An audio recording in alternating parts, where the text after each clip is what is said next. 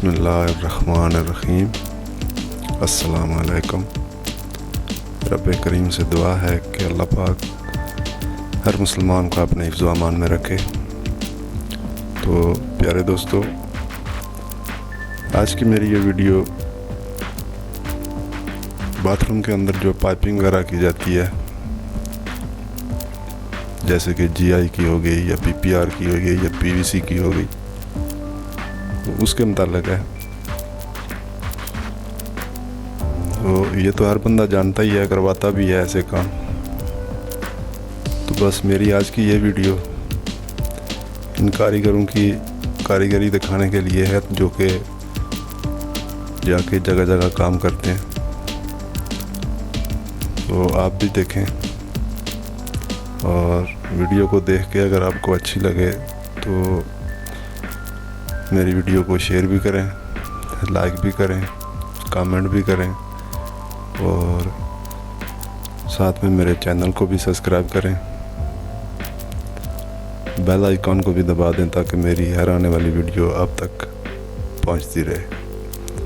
तो आए फिर चलते हैं, देखते हैं इस वीडियो के अंदर कैसे ये फिटिंग वगैरह की जाती है।